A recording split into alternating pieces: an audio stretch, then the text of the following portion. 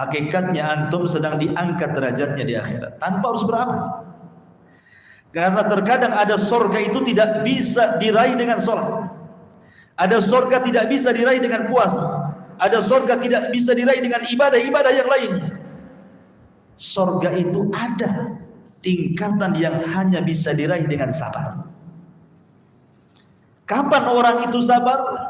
Ya salah satunya ketika mendapatkan cacian, makian, hinaan, gibahan orang lain kan.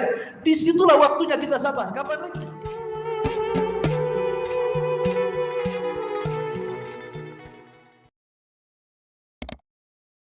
Assalamualaikum warahmatullahi wabarakatuh.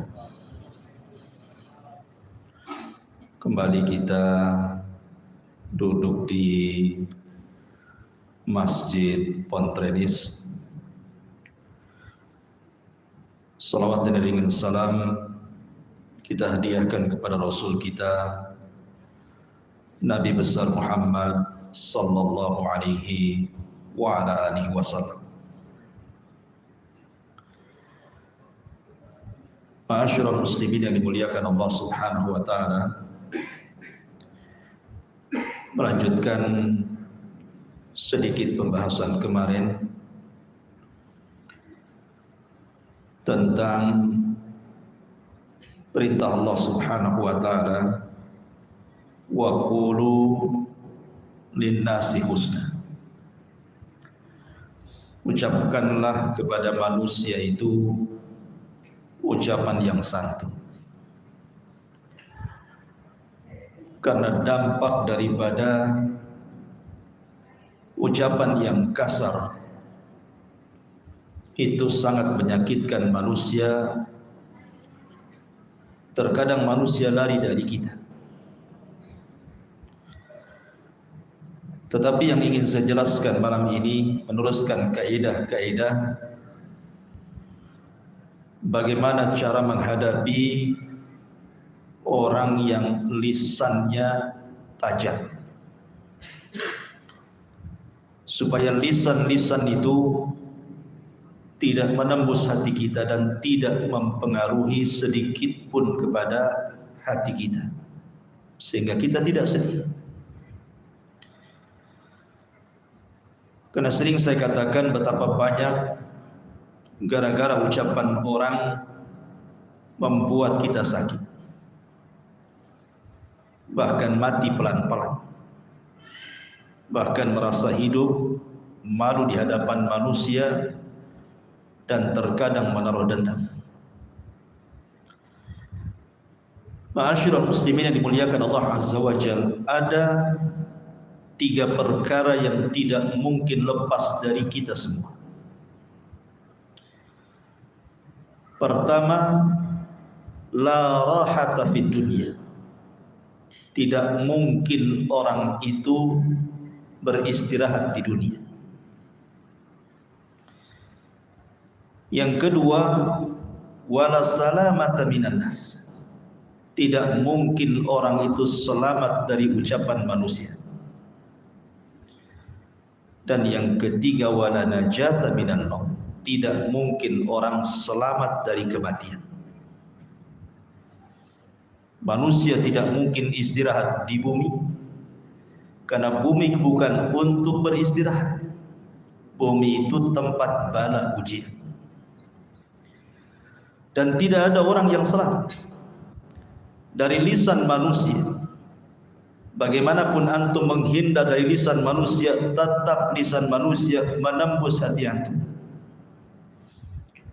Dan tidak mungkin orang itu selamat dari kematian. Makanya manusia itu pasti akan disakiti, dan pasti akan lelah hidupnya, dan pasti akan mati. Itu kaidah. Ma'asyiral muslimin yang dimuliakan Allah Azza wa Jalla, dari sinilah muncul kewajiban sabar. Sabar dan beriman dengan takdir Allah Subhanahu wa taala.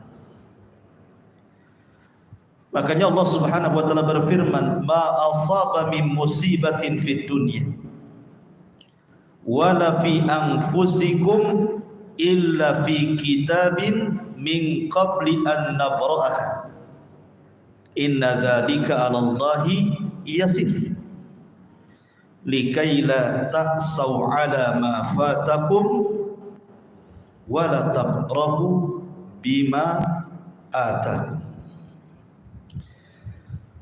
Kata Allah Subhanahu wa taala berfirman, tidaklah musibah yang menimpa kalian di bumi, tidak juga musibah yang menimpa kalian, kecuali semua sudah dicatat di Lauhul Mahfuz sebelum terwujud musibah itu. Dan bagi Allah itu mudah. Kenapa?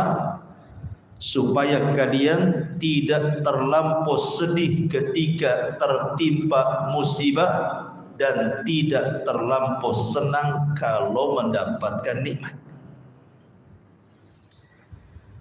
Kalau orang yakin dengan qada dan qadar,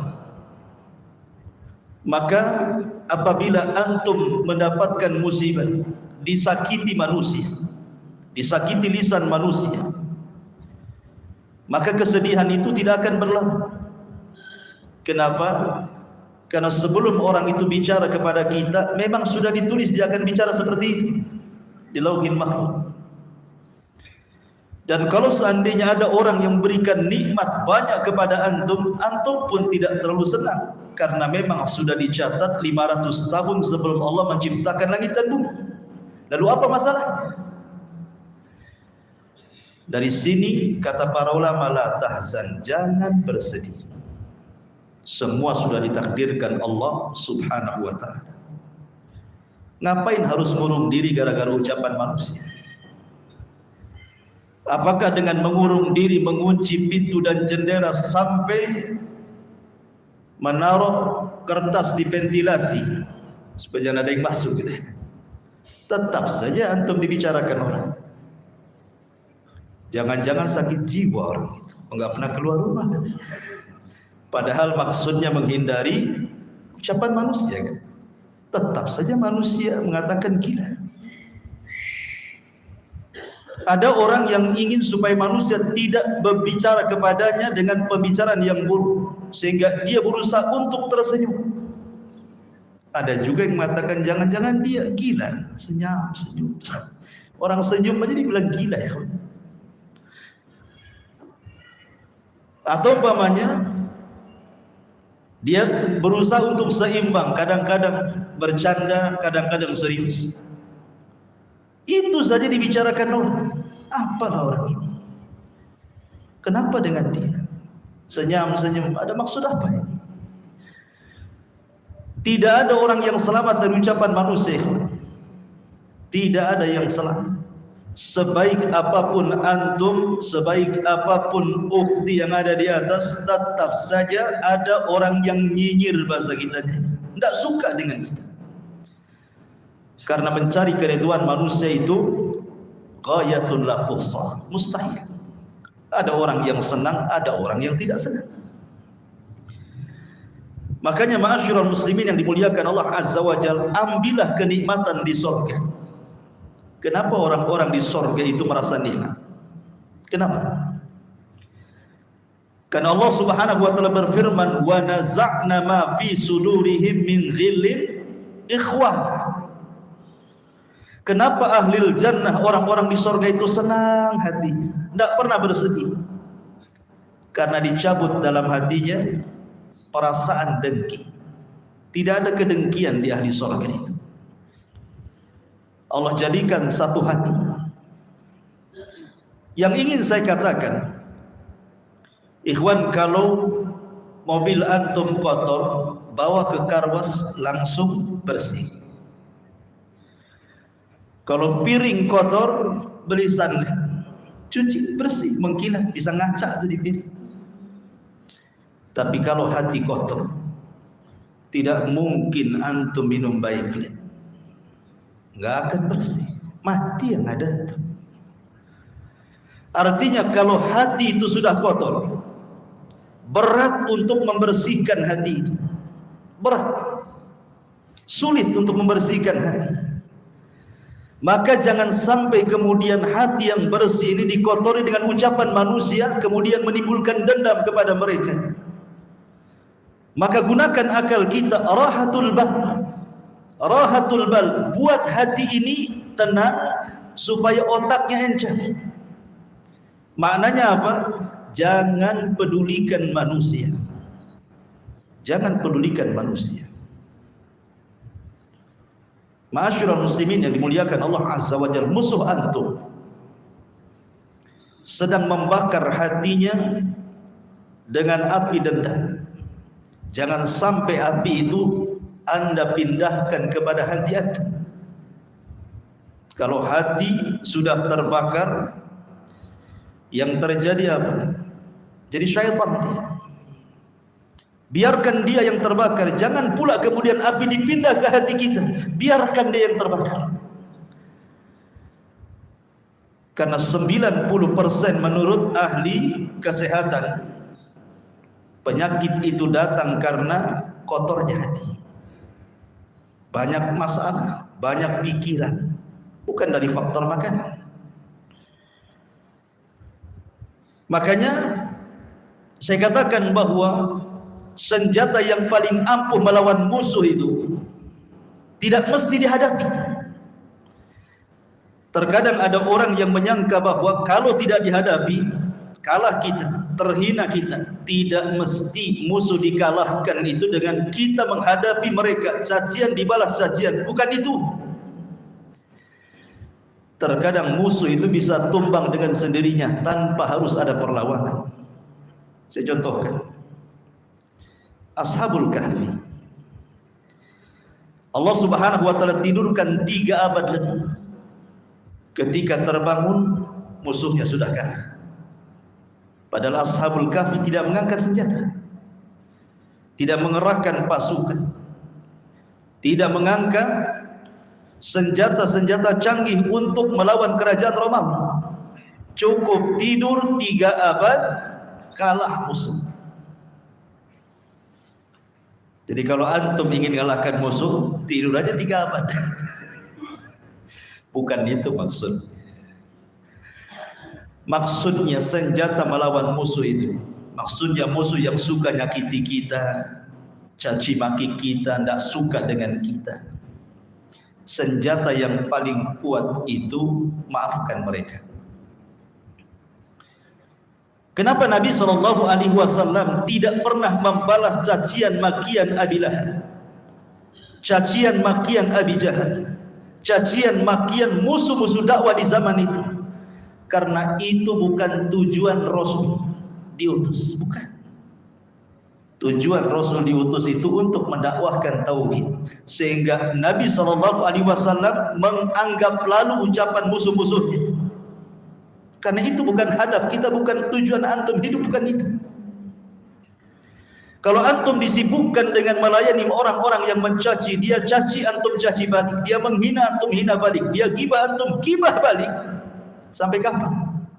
Usia antum terus berjalan, orang yang mencaci maki tak habis-habis. Apa antum habiskan kehidupan hanya untuk melayani orang yang mencaci maki? Maafkan mereka. Ya, memang berat. Abu Bakar Siddiq radhiyallahu anhu berat memaafkan Mistah gara-gara menuduh putrinya berzina dengan Safwan. Setelah turun ayat bahwa putrinya tidak berzina, padahal Mistah itu saudaranya, kerabatnya, sampai berjanji untuk memutuskan nafkahnya. Tapi turun ayat wal yasfahu, hendaklah lebarkan dadamu wahai Muhammad, maafkan Mistah, semoga Allah mengampuni dosamu. Baru Abu Bakar memaafkan Mistah. Berat kan memaafkan itu? Setingkat Abu Bakar saja berat. Kalau memang kita tidak bisa memaafkan karena terlampau berat, lisannya itu setajam silet cutter gitu, silet cutter. Saya nggak bisa Ustaz maafkan dia. Nengok mukanya dia kayak setan. Nggak mau saya. Lewat depan rumahnya saya ke rumah hantu, malas saya. Kalau antum tidak bisa memaafkan, minimal lupakan. Anggap antum tidak kenal. Kenal sih antum? Tidak kenal. Kan tetangga antum, tidak tahu anda nggak kenal. Selesailah antum kan. Pura-pura nggak kenal. cuek, ya, lupakan kesalahan orang. Antum nggak bisa memaafkan, lupakan saja. Kalau perlu pindah rumah, tidak ada masalah. Jangan sampai kemudian hati kita disibukkan dengan ucapan mereka. Masalahnya sayang hati kita ini, karena hati kalau sudah kotor, saya katakan susah dibersihkan. Masalahnya susah dibersihkan hati kotor itu, sehingga kemudian perasaan ingin membalas itu ada terus. Rugi kalau hati disibukkan dengan perkara orang yang menghina kita, dan kalau kita membalas, maka tidak ada beda antum dengan dia. Apa bedanya antum dengan dia? Dia tidak punya akhlak, antum pun tidak punya akhlak. Ma'asyiral muslimin yang dimuliakan Allah Subhanahu wa taala. Oleh karena itulah kemarin saya sudah singgung bagaimana caranya. Yang pertama, tinggalkan ucapan manusia. Saya ulas sedikit. Tinggalkan ucapan manusia, biarkan mereka bicara. Karena sejak Adam diciptakan, manusia sudah bicara. Dan antum tidak bisa menghentikan manusia bicara. Bisa antum menghentikan manusia bicara? Tidak bisa. Manusia akan tetap bicara. Orang yang dibayar saja untuk tidak bicara, bisa bicara dia. Apalagi tidak bisa dibayar. Oleh karena itulah maka biarkan ucapan manusia jangan dipedulikan, karena orang yang lebih afdal dibandingkan kita saja dibicarakan manusia. Orang yang lebih afdal jauh dibandingkan kita, manusia membicarakan keburukan tentangnya. Siapa yang lebih afdal dari Nabi SAW? Siapa? Tidak ada. Tidak ada manusia yang lebih mulia di kolong langit ini melebihi Nabi SAW. Apa karena kemuliaannya manusia tidak berani bicara tentang Rasul? Tidak. Bahkan Rasul orang yang paling dicaci maki. Dikatakan gila, dikatakan tukang sihir, tukang tenun, perangkai syair, pemecah belah, macam-macam. Tapi Nabi SAW tidak membalaskan. Orang yang mengatakan gila, tidak dibalik engkau yang gila. Orang yang mengatakan tukang sihir, tidak dibalik bahwa anda yang dukun. Tidak. Walaupun boleh sebenarnya, boleh-boleh saja antum membalas cacian makian orang lain, tapi sebatas makian dia saja. Kalau dia mengatakan kepada antum buaya, antum katakan antum yang buaya. Tidak perlu ditambah darah, karena dia ngomong buaya saja, jangan ditambah-tambah. Karena fajazaa'us sayyi'ah sayyi'atun mithluha. Balasan orang yang berbuat jahat itu balas dengan kejahatan yang sama. Jangan lebih. Boleh sebenarnya, tetapi memaafkan jauh lebih baik lagi. Ma'asyiral muslimin yang dimuliakan Allah Azza wa Jalla, kalau orang semulia Rasul tidak lepas dari ucapan manusia. Tiba-tiba antum ingin lepas dari ucapan manusia, mustahil. Bahkan ada yang jauh lebih mulia dibandingkan Nabi SAW. Allah Subhanahu wa ta'ala yang menciptakan makhluk tidak lepas dari cacian manusia. Allah dikatakan memiliki keturunan, memiliki pasangan, sehingga Allah turunkan ayat lam yalid wa lam yulad. Allah dikatakan satu di antara tiga Tuhan, sehingga Allah katakan lu'inal ladzina kafaru. Sungguh Allah melaknat orang-orang kafir yang mengatakan apa? Innallaha tsalitsu tsalatsa. Allah itu satu di antara tiga Tuhan. Bahkan ada yang mengatakan innallaha fakir. Allah itu fakir. Wa nahnu aghniya, kami yang kaya. Bayangkan. Allah Subhanahu wa taala jadi sasaran makhluk yang diciptakannya. Dan kalau Allah jadi sasaran makhluk yang diciptakannya, apalagi antum? Siapa antum? Nabi bukan. Wali ya wali murid. Ma'asyiral muslimin yang dimuliakan Allah Azza wa Jalla, maka biarkan ucapan manusia, biarkan manusia bicara. Karena manusia bicara itu hanya sebatas keperluan saja dia bicara kepada kita. Nanti ada bosannya itu. Kalau sudah sariawan berhenti. Ma'asyiral muslimin yang dimuliakan Allah Azza wa Jalla. Yang kedua, berjalanlah dengan takdir Allah. Saya katakan berjalan dengan takdir Allah karena ucapan manusia tidak mengurangi takdir antum. Ingat, sebagaimana Allah Subhanahu wa taala kalau sudah mentakdirkan antum kaya, satu dunia memiskinkan tidak bisa. Kalau Allah takdirkan antum miskin, satu dunia mau memberikan kekayaan kepada anda tidak pun bisa. Kalau manusia menghina kita supaya rendah di hadapan manusia, tapi Allah hendak kita mulia, tidak mungkin rendah. Kalau manusia hendak memuliakan kita sementara Allah sudah merendahkan kita, tidak ada yang bisa mengangkat derajat kita. Ma'asyiral muslimin yang dimuliakan Allah Azza wa Jalla. Oleh karena itulah maka berjalan dengan takdir. Karena takdir itu tidak mungkin dirubah dengan ucapan manusia. Ma'asyiral muslimin yang dimuliakan Allah Azza wa Jalla. Justru terkadang orang-orang yang menyakiti kita ini, ikhwan, justru mereka hancur sebelum orang yang disakiti. Karena ucapan manusia itu tidak bisa memendekkan usia, atau kebaikan manusia tidak bisa pula memanjangkan usia. Saya ulangi, celaan manusia tidak mungkin memendekkan umur manusia. Pujian manusia juga tidak mungkin memanjangkan umur manusia.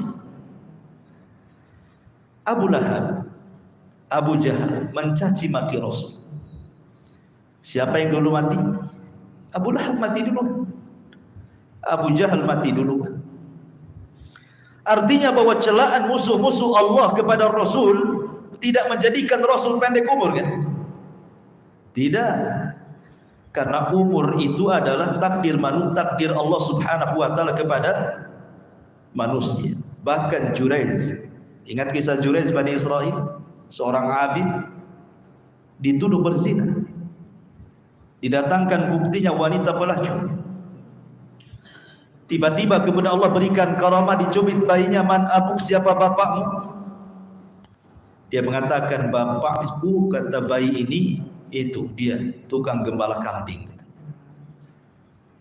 Maka orang-orang minta maaf kepada Jurayz dan siap membangunkan tempat ibadah yang sudah dihancurkan dari emas. Tapi Jurayz tidak mau. Ya. Ma'asyiral muslimin yang dimuliakan Allah Subhanahu wa taala, maka tanamkan kemuliaan. Tanamkan kemuliaan dalam hati kita, bahwa kita ini makhluk yang mulia. Tidak bisa dihinakan manusia lain. Satu dunia menghinakan antum tetap. Karena kemuliaan itu bukan dibangun dengan harta, bukan dibangun dengan pangkat dan jabatan, bukan dibangun dengan pujaan dan pujian manusia. Bukan berarti kalau anggaplah satu kampung di sini memuji antum, mereka bertepuk tangan kepada antum, tiba-tiba antum jadi mulia. Tidak. Karena terkadang tangan-tangan yang menepukkan itu terkadang meletakkan di muka mereka ketika antum terhina. Maknanya bahwa kemuliaan itu datang dari Allah. Maka apabila ada orang yang menghina kita, sandarkan hati kita kepada Allah. Insyaallah Allah Subhanahu wa taala akan menjaga kemuliaan kita. In tansurullaha yansurukum. Kalau Allah, kita menolong agama Allah, mengaitkan hati kita kepada Allah, tidak ada manusia yang bisa mencelakakan kita dengan ucapan mereka. Ma'asyiral muslimin yang dimuliakan Allah Azza wa Jalla. Yang ketiga, tentara Allah untuk melawan musuh itu sangat banyak sekali. Tidak perlu antum yang melawan musuh. Minta kepada Allah Azza wa Jalla agar Allah yang mengirim tentara-tentaranya untuk mengalahkan musuh. Karena terkadang kita sibuk untuk membalas dendam, kita sibuk terkadang. Harus mengeluarkan uang, mengeluarkan tenaga, mengeluarkan pikiran. Ngapain? Kita punya Allah yang tidak pernah tidur. Minta kepada Allah Subhanahu wa taala bahwa orang-orang yang menzalimi kita nanti Allah akan balas, karena ada kaidah kama tadinu tudan. Sebagaimana dia telah menyakiti kita, nanti Allah akan kirim orang yang menyakiti dia. Itu hukum karma. Orang kalau menyakiti orang, siap-siap saja ada orang yang menyakiti dia. Karena Allah Subhanahu wa taala banyak tentaranya. Tinggal suruh saja. Idza arada syai'an an yaqula lahu kun fayakun. Bagi Allah itu mudah. Ma'asyiral muslimin yang dimuliakan Allah Subhanahu wa taala. Kemudian juga kemarin saya singgung beberapa kaidah.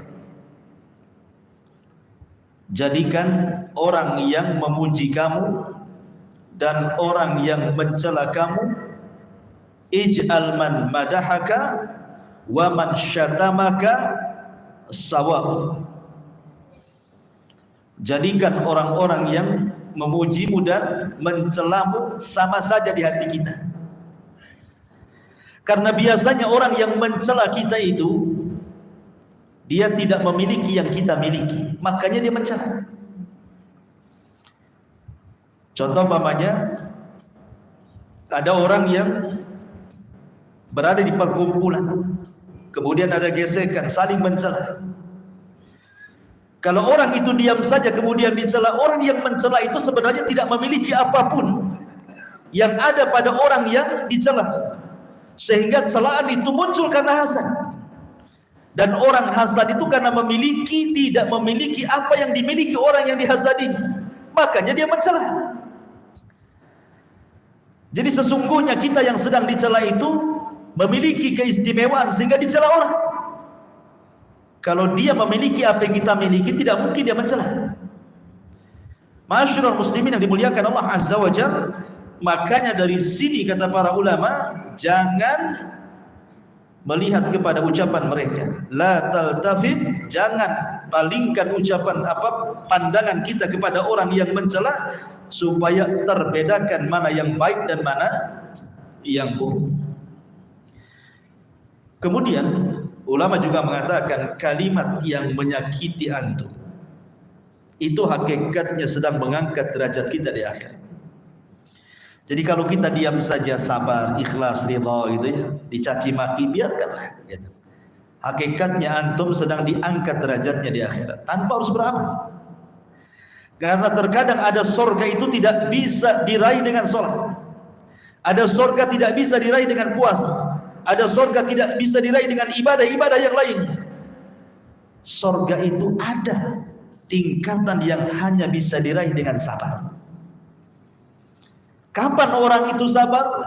Ya salah satunya ketika mendapatkan cacian, makian, hinaan, gibahan orang lain kan. Disitulah waktunya kita sabar. Kapan lagi? Justru itulah waktunya kita bersabar. Kalau nggak ada orang yang musuhi kita, kapan antum bersabar coba? Nah, itu kesempatan antum meraih surga. Sabar. Ma'asyiral muslimin yang dimuliakan Allah Subhanahu wa taala. Kemudian juga kata para ulama, orang yang menghina antum, dia pasti mati. Sebagaimana orang yang memuji antum pun pasti dia mati. Orang yang memaki mati, orang yang memuji mati juga. Apa maksudnya? Kalau orang yang mencela pasti mati, orang yang memuji juga pasti mati, sementara kita berjalan dengan waktu dan kita pun orang yang dicela pasti mati, semua akan mati. Yang mencela dan yang dicela pasti mati, yang memuji dan yang dipuji pasti mati.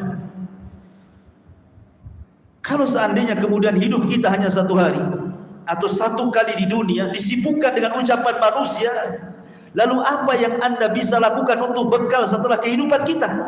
Asyik sipu saja melayani orang gitu.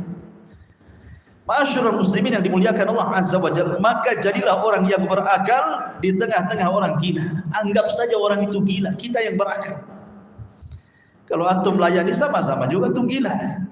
Karena biasanya kalau antum orang baik kemudian antum dihina, seolah-olah mereka itu ingin antum seperti malaikat. Seperti seorang ustaz kemudian dicaci. Anggaplah ustaz di sini dituduh korupsi, laporannya nggak jelas, ini uangnya hilang kemana, akhirnya disebarkan, oh jangan-jangan ustaz itu korupsi. Maunya yang menuduh ustaz itu korupsi, ustaz itu jadi malaikat. Paham nggak? Sementara dia tidak sadar bahwa yang ngomong itu adalah iblis. Orang ingin supaya jadi malaikat, dia pula jadi iblis. Gimana ceritanya? Gitu ya. Ma'asyiral muslimin yang dimuliakan Allah Azza wa Jalla, harusnya didahulukan dengan nasihat, tidak langsung tuduhan, kan gitu. Ini suara apa ini yang mulia? Bukan suara azan kan? Suara orang jual putu ya. Masya Allah, sih ada orang jual putu. Ma'asyiral muslimin yang dimuliakan Allah Azza wa Jalla, intinya bahwa tenangkan hati saat ada orang yang mencela. Rahatul bah, tenangkan pikiran, tenangkan hati, karena memang orang yang mencela kita itu supaya kita tidak tenang hakikatnya sebenarnya. Kenapa dia mencela kita? Supaya hati kita tidak tenang. Hati kita dibuat tidak tenang kan? Siapa yang tidak sakit orang kalau dihina coba? Siapa yang tidak sakit kalau orang dicaci, dimaki? Pasti sakit. Ya. Artinya orang yang mencaci kita itu supaya kita tidak tenang hidupnya sebenarnya. Kalau kita sudah tahu bahwa tujuan orang yang mencaci itu supaya kita tidak tenang, kita sudah tahu, maka tenangkan hati. Ma'asyiral muslimin yang dimuliakan Allah Subhanahu wa taala, ada sebuah kisah yang menarik. Ma'asyiral muslimin yang dimuliakan Allah Subhanahu wa taala, terkadang tidak semua ucapan itu, maksudnya ucapan, tidak semua ucapan yang menyakiti itu mesti ucapan jahat, tidak. Terkadang ada orang niatnya baik, ikhwan, tetapi karena ucapannya menyelisihi syariat, terkadang kita tidak suka. Ada ulama salaf namanya Ibnu Uqail rahimahullah ta'ala. Itu punya anak meninggal dunia, dan itu anak satu-satunya, si mata wayang. Otomatis ini sedih sekali kan, karena anak satu-satunya laki-laki meninggal pula. Orang-orang datang kepada Ibnu Uqail kononnya untuk menenangkan hatinya, menemper rasa sedihnya. Sambil berteriak orang-orang itu mengatakan, "Ya Rabb, apa kau tidak kasihan dengan orang tua ini? Kenapa kau cabut nyawa anak? Cabut saja nyawa kami." Kan tujuannya bagus tuh, supaya ada yang mendorong kan gitu, supaya tidak sedih. Kenapa mesti dia yang mati? Kasihanlah, itu syekh kami sudah tua. Biar kami saja murid-muridnya yang mati. Maka Ibnu Uqail mengatakan, "Uskutu, diam kalian. Al-Quran itu turun bukan untuk yang kalian lakukan seperti ini, tapi Al-Quran itu turun untuk menenangkan di saat orang kena musibah." Kemudian dia membaca ayat, "Alladzina idza asabatkum musibah qalu inna lillahi wa inna ilaihi raji'un." Apabila seseorang mendapatkan musibah, katakan semua datang dari Allah dan kembali kepada Allah.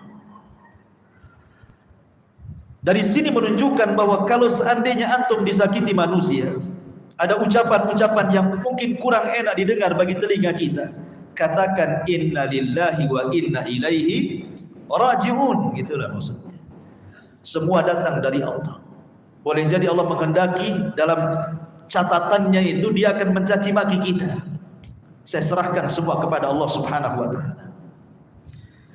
Karena setiap orang yang mendolimi kita, ikhwan, pasti ada balasannya. Pernah saya ceritakan kepada antum seorang preman yang mencaci maki nelayan, berakhir dengan mengambil ikannya. Tiba-tiba kemudian ikan itu hidup dan menggigit salah satu jarinya. Padahal ikannya sudah mati, Allah buat hidup. Awal digigit biasa-biasa saja, dibawa pulang ikan itu, dimasak, dimakan dengan lahapnya sampai habis. Rupanya bekas gigitan itu menjadikan sakit yang tidak tahu rasa sakitnya kecuali Allah, menjerit di malam hari. Kemudian keesokan harinya dia datang ke tabib. Kata tabib, ikan di dalam badanmu itu ada virus yang sudah menjalar ke telapak tangan. Telapak tanganmu harus diamputasi. Kalau tidak, menjalar ke sikut. Kalau tidak, menjalar ke semua tanganmu. Kalau tidak, menjalar ke jantung. Kau akan mati. Terpaksa dipotong segini. Disangkanya akan sembuh tuh. Rupanya kemudian tidak sembuh juga. Datang lagi ke dokter, kata dokter, aku heran penyakitmu, kenapa menular sampai ke sikut, terpaksa dipotong lagi sampai di sini. Dikiranya sembuh, rupanya merembet lagi, harus dipotong semuanya sampai sini. Dokter makin heran, coba ceritakan, sebenarnya kamu kenapa? Kemudian dia mengatakan, aku sudah mencaci maki fulan, aku mendolimi fulan dengan mengambil ikannya. Tiba-tiba ikan itu hidup dan menggigit aku. Kemudian aku memakan dan memasaknya sampailah. Inilah cerita singkat akhirnya aku seperti ini. Maka sang dokter karena orang soleh dia mengatakan, coba kalau seandainya engkau sebelum datang ke sini, waktu digigit itu, kau carilah orang yang kau zalimi itu, minta maaf. Saya yakin tanganmu tidak ada satu pun yang dipotong.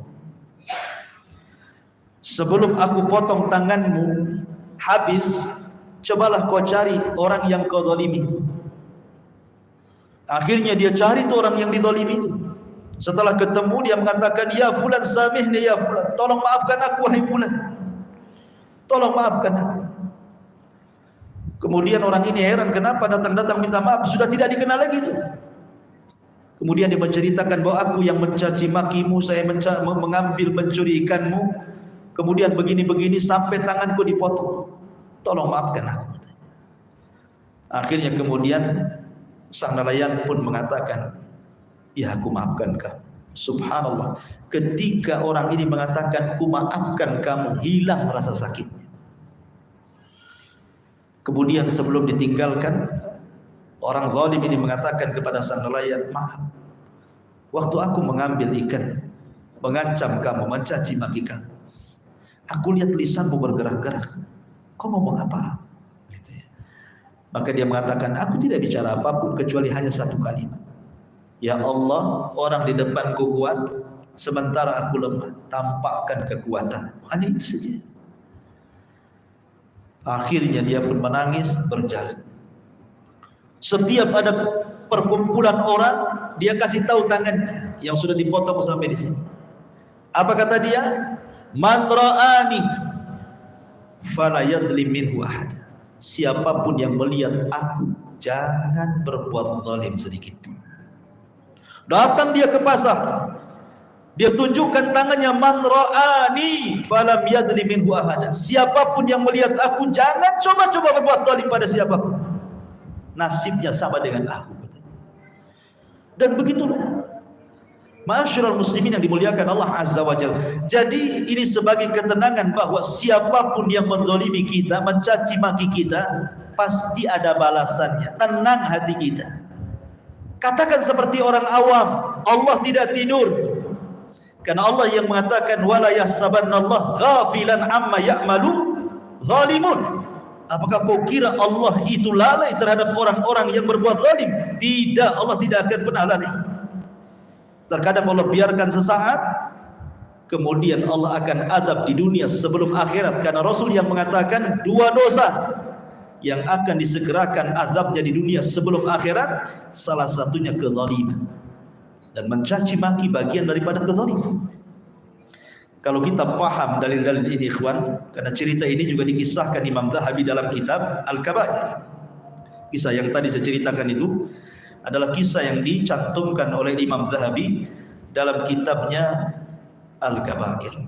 Maka kalau kita paham bahwa setiap orang yang membicarakan kita akan ada balasannya, sehingga tidak perlu dibalas, nanti ada balasannya gitu maksudnya, maka tenang, tidak sakit hati kita. Wallahu alam bisawab. Walaupun ini hanya teori ikhwan, tetapi ya bisalah untuk kita amalkan. Jangankan antum, kalau anda saja dicaci sakit juga. Tapi kan teori ya, mudah-mudahan saling tanasub menasihati. Dengan seperti ini kita lebih mawas diri, lebih lapang dada, lebih menerima.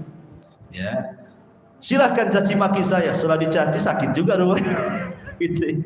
Makanya perlu saling menasihati. Subhanallahi wa bihamdika, asyhadu an la ilaha illa anta, astaghfiruka wa atubu ilaik.